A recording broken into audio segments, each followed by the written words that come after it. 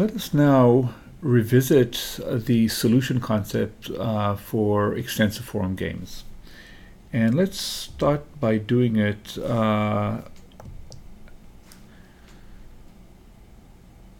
let's start by looking at the following example. In this game, there are a number of Nash equilibria, and here is one of them. BH, CE. What is BH? Player 1 goes down here and down here, whereas player 2 goes down here and down here. Under this strategy profile, of course, the outcome of the game is this one, and the payoff to both players is 5. Let's first convince ourselves that this is indeed a Nash equilibrium. So let's hold players 1 strategy fixed and see if player 2 can profitably deviate from their current response. Well, what can they do? They can say, here I will, instead of going C, I would go D. They could say that, but that wouldn't impact the outcome at all, given that player 2 is going down B, and so that's not a profitable deviation, wouldn't change their payoff, the payoff to player 2. And the other thing they could do is say, I'm going to go down this way, but that would in fact worsen their payoff, because they would end up here with a payoff of 0 rather than the 5 they're getting. So player 2 cannot profitably deviate from their current strategy. What about player 1? Can they profitably deviate? Well, what could they do? They could say, okay, rather than go B, I'll go A. But then they will get a payoff of 3 rather than the 5 they're getting. That's not profitable. And they could also say, I'm going to go down G over here. But given that player 2 is going down E, that wouldn't matter. They would in any case end up in this outcome with a payoff of 5. And so that's not profitable deviation either. So neither player has a profitable deviation, and by definition it's a Nash equilibrium. But there's something a little disturbing about this equilibrium. Let's clear the slide so it's a little less messy. And let's again write down the strategy for player 1, going B, H. And let's focus on this node right there. Why would player 1 actually do H? Because G dominates it. In G they get a payoff of 2 rather than 1. And so even though it did lead to a Nash equilibrium, there's something a little troubling about it. And the way to understand it is by claiming that they would go down H here. Player 1 is threatening player 2 and telling him, listen, do not consider going down here because I'm going to go down here.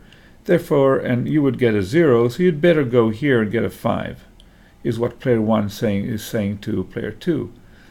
But this threat is not credible because, after all, player 2 said, player 1 says that, but in fact, it would not be in their interest. So I believe that player 1 actually would go down here. And so how do we capture this in a formal definition? That brings us to the notion of subgame perfect equilibria or subgame perfection. So let's first define a subgame. It's a very obvious notion.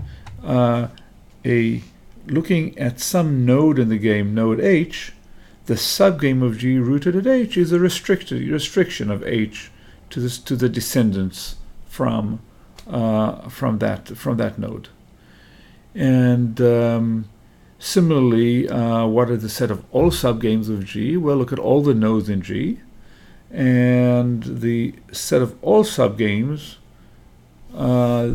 is simply all the subgames rooted at some node in G.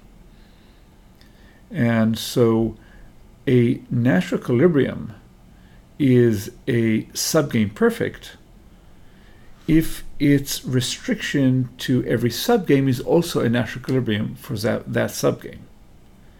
So if, for example, we go to the previous slide and we consider, again, clearing the slide for a second, and if we look at the Nash equilibrium BH CE, and we just saw it's a natural equilibrium, but among the subgames of this game, the subtrees of this tree is this subtree. So here's a subgame. It's a game of a single player, player one, and the restriction of this natural equilibrium is simply that action of going H, but this is not an equilibrium in this very simple tree because there's a profitable deviation to G for the player. And so while it's a natural equilibrium of the whole tree, its restriction to the subtree here is not a natural equilibrium, and therefore this natural equilibrium is not a subgame perfect. And so we see that in fact that captures the intuition of non-credible threat, and notice also that one special case of a subtree is the entire tree. So subgame perfect equilibrium has got to also be a natural equilibrium. So let's test our understanding of this concept a little bit. Let's look at this tree and ask ourselves what are some of the subgame perfect equilibria there. For example, how about AGCF? Well, the claim is this, in fact, is subgame perfect. Now, why is that? What is A, G, C, and F? So that gives you this outcome over here, and you can check there's no profitable deviation. But you can also ask, in all the subgames, is there a profitable deviation? Well, let's look at some of the subgames. Well, for example, here there is this deviation over here, but that would not be profitable for player 2 because they would go down from 8 to 3. How about over here? Is there profitable deviation, for example, to player 2? Not really, because if they deviated over here, they would end up with a 5 rather than the 10 they're getting. How about over here? Is there profitable deviation at this node to the agent 1? Well, no, because if they deviate, they would get 1 rather than 2. So in all subgames, the restriction of the strategy profile to that subgame is still a natural equilibrium, and AGCF is in fact a subgame perfect natural equilibrium. How about BHCE? Well, the claim is that it's not. Well, let's first write down the strategy. BH, and CE. And this is not subgame perfect for the reasons we saw before. We saw that in this subgame right here, there is a profitable deviation for player 1, namely to deviate over here and get 2 rather than 1.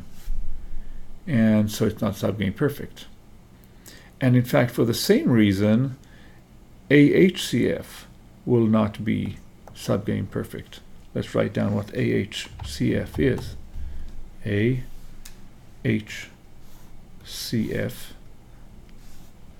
You can check that it's a natural equilibrium, but it is not subgame perfect. Again, this subgame here allows for a profitable deviation on the part of the player 1.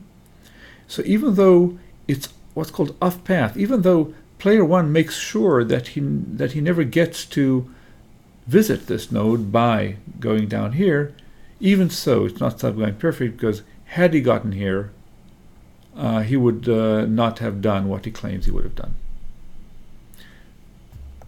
And that gives us a good sense for what a subgame perfect natural equilibrium is.